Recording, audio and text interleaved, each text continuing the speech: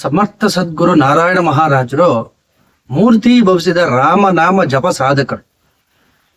ಅವರ ಉಸಿರೇ ರಾಮನಾಮ, ಕೋಟ್ಯಾಂತರ ರಾಮನಾಮ ಜಪ ಮಾಡಿಬಿಟ್ಟಿದ್ರು.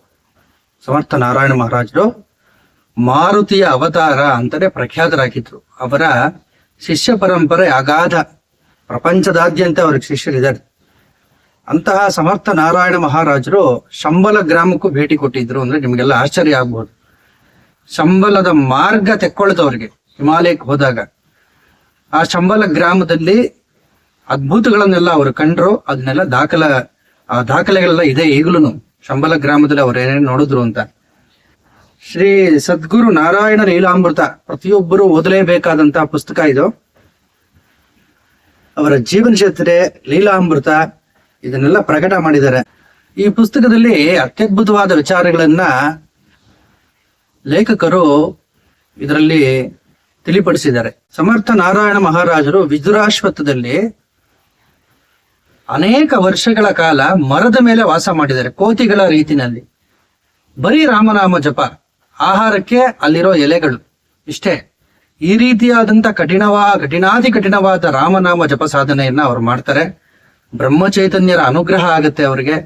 ವಿದುರಾಶ್ವತ್ಥದಲ್ಲಿ ಇದ್ದಾಗ ಕೋತಿಗಳು ಇಂಥ ನೋಡಿ, ಮಹಾತ್ಮರು ಯಾವಾಗ್ಲಾದ್ರೂ ಸಾಧನೆ ತೊಡದಾಗ ಇಡೀ ಪ್ರಕೃತಿ ಅವ್ರಿಗೆ ಸಹಾಯ ಮಾಡುತ್ತೆ ಅನ್ನೋದಕ್ಕೆ ನಿದರ್ಶನ ಈ ಒಂದು ಉದಾಹರಣೆ. ಕೋತಿಗಳು ಎಲ್ಲೆಲ್ಲಿಂದನೋ ಆಹಾರ ತಗೊಂಡ್ಬಂದು ನಾರಾಯಣ ಮಹಾರಾಜರು ಕೊಡೋದಂತೆ. ಈ ರೀತಿ ಮರದ ಮೇಲೇನೆ ಅನೇಕ ವರ್ಷಗಳ ಕಾಲ ಅವರು ತಪಸ್ಸಾಧನೆಯನ್ನ ಮಾಡ್ತಾರೆ. ಅಂತಹ ನಾರಾಯಣ ಮಹಾರಾಜರು ಹಿಮಾಲಯದಲ್ಲೆಲ್ಲ ಪರ್ಯಟನೆ ಮಾಡಿ ಕರ್ನಾಟಕ, ಆಂಧ್ರ ಪ್ರದೇಶಕ್ಕೆ ಇಲ್ಲೆಲ್ಲ ಸಂಚಾರಕ್ಕೆ ಬರ್ತಾರೆ. ಪೆನುಗೊಂಡ ಇದ್ರ ಹತ್ರ, ಹೊಸಕೋಟೆ ಗ್ರಾಮದ ಹತ್ರ ಒಂದು ಬೆಟ್ಟದ ಮೇಲೆ ಆಂಜನೇಯ ಸ್ವಾಮಿ ದೇವಸ್ಥಾನ ಇರುತ್ತೆ. ಇದರ ಹತ್ರ ನಾನು ಸ್ವಲ್ಪ ದಿವಸ ಉಳ್ಕೋಬೇಕು, ಈ ದೇವಸ್ಥಾನದಲ್ಲಿ ಸ್ವಲ್ಪ ದಿವಸ ನಾನು ಉಳ್ಕೋಬೇಕು ಅಂತ ಅವರಿಗೆ ಮನಸ್ಸಾಗುತ್ತೆ. ಅವಧೂತ ಪ್ರವೃತ್ತಿ ಅವ್ರದ್ದು. ಎಲ್ಲಿ ಮನಸ್ಸಾಗುತ್ತೋ ಅಲ್ಲಿ ಉಳ್ಕೊಂಬಿಡೋರು ಅವರು.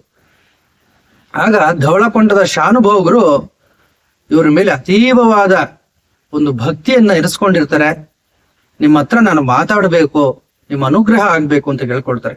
12 ವರ್ಷ ಮೌನ ವ್ರತವನ್ನ ಧರಿಸಿರ್ತಾರೆ ಸಮರ್ಥ ನಾರಾಯಣ ಮಹಾರಾಜರು. ಆ ಮೌನ ವ್ರತ ದೀಕ್ಷೆ ಮುಗೀತು, ಶಾನುಭೋಗರ ಹತ್ರ ಅವರು ಮಾತಾಡ್ತಾರೆ. ವಿಶೇಷವಾದಂತ ಅವಧೂತ ಪ್ರವೃತ್ತಿ ಅವ್ರದ್ದೇನಪ್ಪಾ ಅಂತ ಹೇಳಿದ್ರೆ, ಮಾರುತಿಯ ಅವತಾರವೇ ಅವ್ರು ಆಗಿದ್ದರಿಂದ ಚಿಕ್ಕವರು ದೊಡ್ಡವರು ಅನ್ನೋ ಭೇದ ಇಲ್ಲದೆ ಯಾರನ್ನಾದ್ರೂ ಇವ್ರಿಗೆ ಅನುಗ್ರಹ ಮಾಡಬೇಕು ಇಂಥ ವ್ಯಕ್ತಿಗೆ ಅಂತ ಇವ್ರಿಗೆ ಅನಿಸಿದ್ರೆ ಚಂಗ್ ಅಂತ ಕೋತಿ ಯಾವ ರೀತಿ ಜಿಗಿಯುತ್ತೆ ಆ ರೀತಿ ಜಿಗಿದು ಅವ್ರ ಬೆನ್ನ ಮೇಲೆ ಕೂತ್ಕೊಂಡ್ಬಿಡೋರಂತೆ. ಬೆನ್ನ ಮೇಲೆ ಕೂತ್ಕೊಂಡು ಇಂತಹ ಸ್ಥಳಕ್ಕೆ ನೀನು ನನ್ನ ಕರ್ಕೊಂಡು ಹೋಗು ಅಂತ ಆಗ್ರಹ ಪಡಿಸೋರು.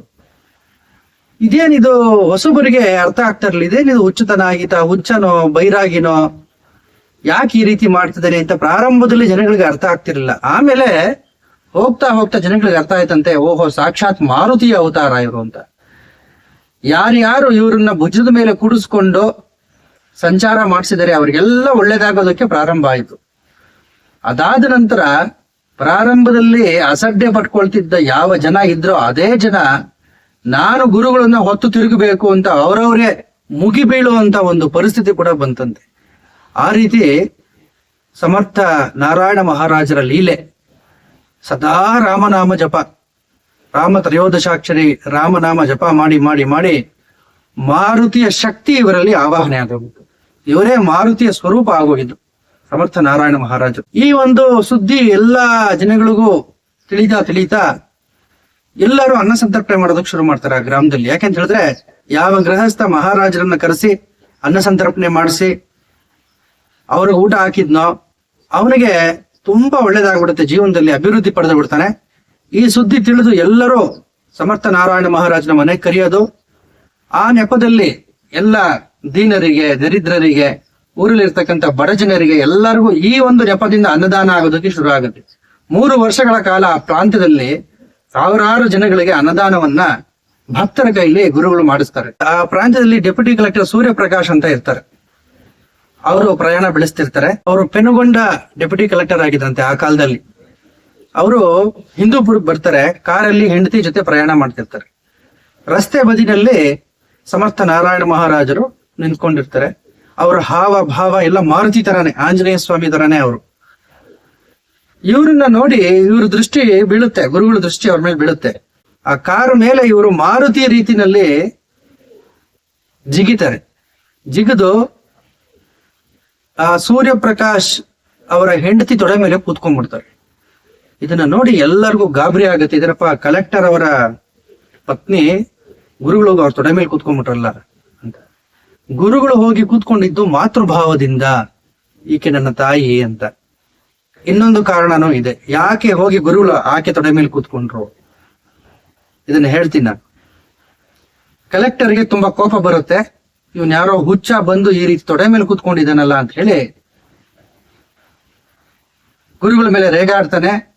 ಇವನ್ ಯಾರೋ ಹುಚ್ಚ ಅಂತ ಹೇಳಿ ಇವನಿಗೆ ಶಿಕ್ಷೆ ಕೊಡಬೇಕು ಅಂತ ಇದು ಮಾಡ್ತಾರೆ. ಜನಗಳೆಲ್ಲ ಹೇಳ್ತಾರೆ, ಬೇಡ ಬೇಡ, ಅವ್ರು ಮಾರುತಿ ಅವತಾರ, ಇವರು ಯಾವ ಕ್ಷಣದಲ್ಲಿ ಏನು ಮಾಡ್ತಾರೆ ಹೇಳೋದಕ್ಕೆ ಬರೋದಿಲ್ಲ, ನೀವು ಸ್ವಲ್ಪ ತಾಳ್ಮೆ ವಹಿಸಿ, ಈ ರೀತಿ ಕೋಪ ಮಾಡ್ಕೋಬಾರ್ದು, ದೊಡ್ಡ ಸಾಧುಗಳು ಇವರು, ಮಾರುತಿ ಅವತಾರ ಅಂತ ಅವ್ರು ಕೇಳೋದಿಲ್ಲ.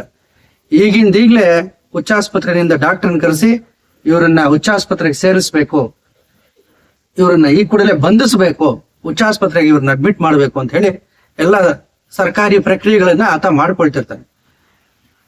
ಇದು ಯಾವ್ದ್ರ ಪರಿವೇನೂ ಇಲ್ಲ. ಸಮರ್ಥ ನಾರಾಯಣ ಮಹಾರಾಜ್ ನಿರ್ಲಿಪ್ತರಾಗಿರ್ತಾರೆ.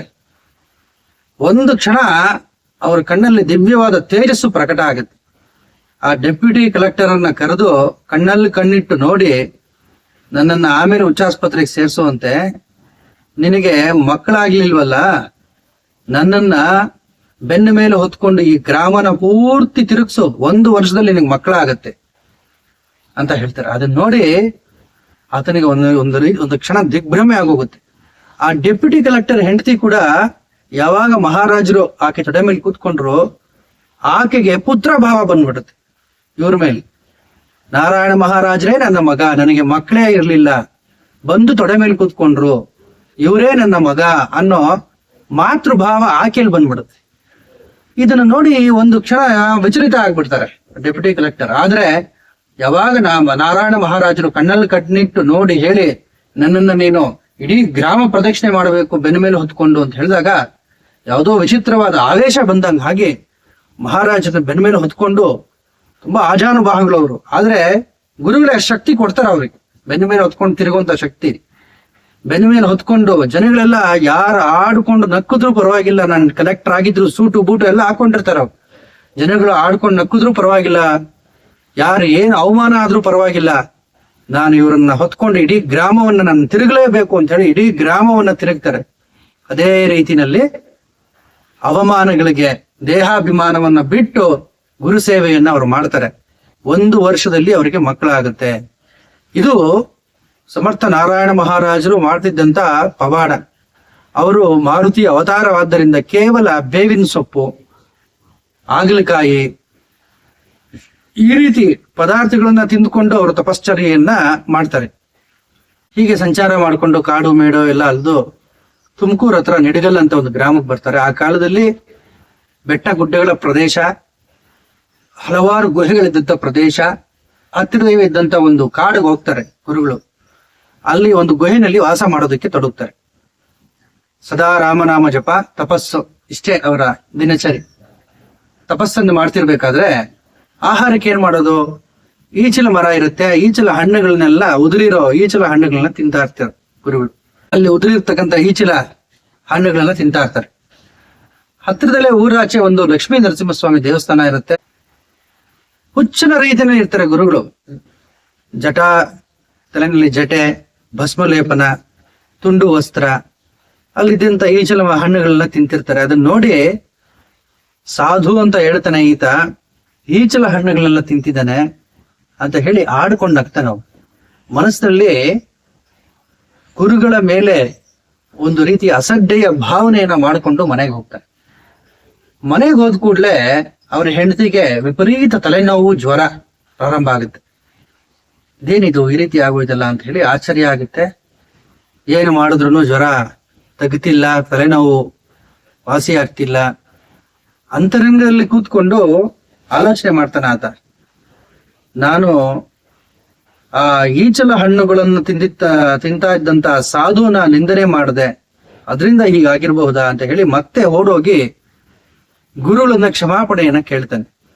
ಆಗ ಗುರುಗಳು ಅದೇ ಈಚಲ ಹಣ್ಣುಗಳನ್ನ ಕೊಟ್ಟು ಇದನ್ನ ಚೆನ್ನಾಗಿ ಅರೆದು ತಲೆಗೆ ಪಟ್ಟ ಹಾಕು, ಜ್ವರನೂ ನಿವಾರಣೆ ಆಗತ್ತೆ, ತಲೆನೋವು ಶಮನ ಆಗತ್ತೆ. ಅದೇ ರೀತಿ ಆತ ಮಾಡ್ತಾನೆ, ಜ್ವರ ಇಳಿಯುತ್ತೆ, ತಲೆನೋವು ತಗ್ಗುತ್ತೆ. ಆದ್ರಿಂದ ಸಾಧು ಸತ್ಪುರುಷರನ್ನ ನಾವು ಯಾವ ರೀತಿ ಯಾವುದೇ ಕಾರಣಕ್ಕೂ ನಿಂದನೆ ಮಾಡಬಾರ್ದು. ಅವ್ರದೇ ಆದಂತ ಲೋಕದಲ್ಲಿ ಅವ್ರು ಇರ್ತಾರೆ. ಅವಧೂತ ಪ್ರವೃತ್ತಿ ಅಂದ್ರೆ ಜನಸಾಮಾನ್ಯರಿಗೆ ಅರ್ಥವಾಗದೇ ಇರತಕ್ಕಂತ ಒಂದು ಪ್ರವೃತ್ತಿ ಅದು. ಎಲ್ಲೆಲ್ಲೋ ಅವರಿಗೆ ಭಗವಂತನ ದರ್ಶನ ಆಗ್ತಿರುತ್ತೆ.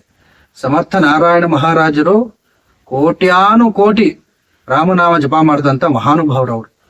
ಮಾರುತಿಯ ಅವತಾರ ಮೊದಲೇ ಹೇಳಿದೆ ನಾನು. ಯಾರು ಅವರ ಚಿತ್ರಪಟವನ್ನ ಇಟ್ಟುಕೊಂಡು ಪೂಜೆ ಮಾಡಿದ್ದಾರೆ, ಒಂದು ಸಾರಿ ಆದರೂ ಅವರ ಲೀಲಾಮೃತವನ್ನ ಓದಿದ್ದಾರೆ, ಹಲವಾರು ಆಪತ್ತುಗಳಿಂದ ಅವರು ಕಾಪಾಡಿದ್ದಾರೆ ಭಕ್ತರನ್ನ. ಸ್ವಪ್ನದಲ್ಲಿ ಬಂದಿದ್ದಾರೆ, ಗೋಡೆನಲ್ಲಿ ಪ್ರತ್ಯಕ್ಷ ಆಗಿದ್ದಾರೆ, ಗೋಡೆ ಮೇಲೆ ಅವರನ್ನ ಜೀವಿತಾವಧಿಯಲ್ಲಿ ನೋಡದೇ ಇರತಕ್ಕಂತ ಭಕ್ತರು ಇದ್ದಾರೆ, ಅವರ ಪುಸ್ತಕವನ್ನ ಓದಿ ಪ್ರಭಾವಿತರಾಗಿರೋರು ಇದ್ದಾರೆ. ಅಂಥವ್ರಿಗೂ ಅನುಗ್ರಹವನ್ನ ಮಾಡಿದ್ದಾರೆ.